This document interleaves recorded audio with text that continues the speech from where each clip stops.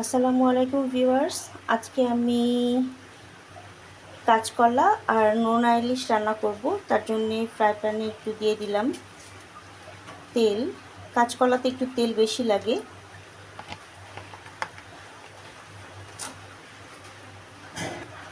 এখন আমি দিয়ে দিচ্ছি পেঁয়াজ বাটা, আদা বাটা আর রসুন বাটা একসাথেই আমি বেটে রেখেছিলাম এই যে মিক্সিং জারে। এটা এবার আমি একটু ধুয়ে দিয়ে দেব।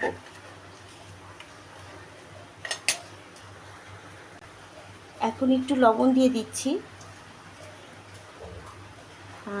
এখানে একটু কম পরিমাণে লবণ দিলাম, কারণ নোনা ইলিশে লবণ তো অবভিয়াসলি আসছে, তো দরকার হলে চেক করে আমি পরে দিব। আর এখানে দিয়ে দিচ্ছি হলুদ আর জিরা গুঁড়া। এখন দিয়ে দিচ্ছি কাঁচামরিচ। আমি এবার এগুলোকে খুব সুন্দরভাবে কষাবো। কষায় তারপরে মাছটা আগে একটু ভুনে নেব, তারপরে কাঁচকলা দিব। এগুলোকে খুব সুন্দরভাবে ভুনা করে নিব। দেখতেই পাচ্ছেন ভিউয়ার্স, আমার মশলাটা কষানো হয়ে গেছে। আমি এখন এখানে নোনা ইলিশগুলো দিয়ে দিচ্ছি।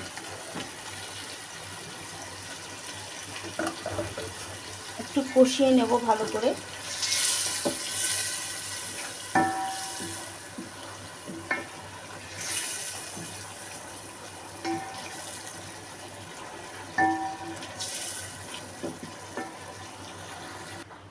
এখন আমি মাছগুলোকে তুলে নিচ্ছি।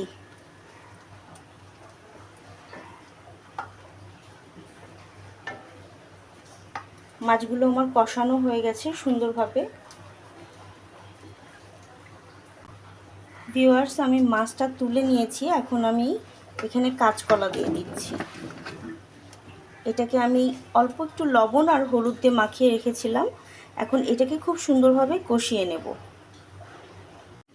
ভিউয়ার্স, আমার কলাটা অলরেডি, কাঁচকলাটা কষানো হয়ে গেছে। এখন আমি এই মুহূর্তে পানি দিয়ে দিব।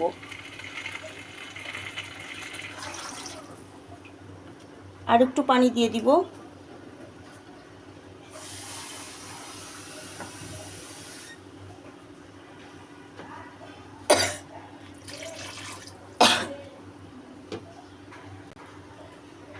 আমি কাঁচকলাটাতে ঝোলের পানি দিয়ে দিয়েছি এবং মিডিয়াম টু লো আছে এটাকে জাল করতে থাকবো। তারপরে কলাটা হয়ে গেলে আমি মাছটা এতে ঢেলে দিব। তখন আমি আপনাদেরকে সব দেখিয়ে দেব।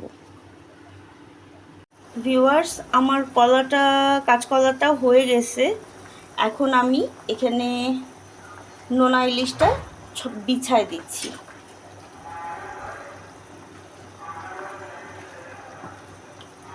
এবং এইভাবে আরেকটু কষানোর পরে, মানে ঝোলটা টানার পরে, ঝোলটা তো কাঁচকলা একটু বেশি করেই টেনে নিবে, তো আরেকটু ঝোল কমানোর পরে আমি এটাকে সার্ভ করে আপনাদেরকে দেখাবো।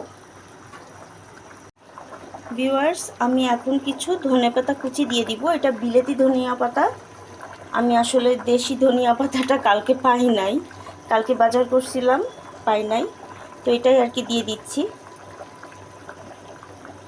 আর 5 থেকে 6 মিনিট পরে আমি এটাকে নামিয়ে নেব। ঢেকে দিলাম আবার। দেখা হচ্ছে তাহলে 5 মিনিট থেকে 6 মিনিট পর। দেখতেই পাচ্ছেন ভিউয়ার্স, আমার কাঁচকলাটা আর নোনা ইলিশটা রান্না কমপ্লিট হয়ে গেছে। এখন এটা আমি সার্ভ করে ফেলেছি। আপনাদের কাছে দেখতে কেমন লাগছে এটা আমাকে জানাবেন কমেন্ট করে। আর আপনারা এটা কিভাবে রান্না করেন আমি জানি না, আমি এইভাবে রান্না করি।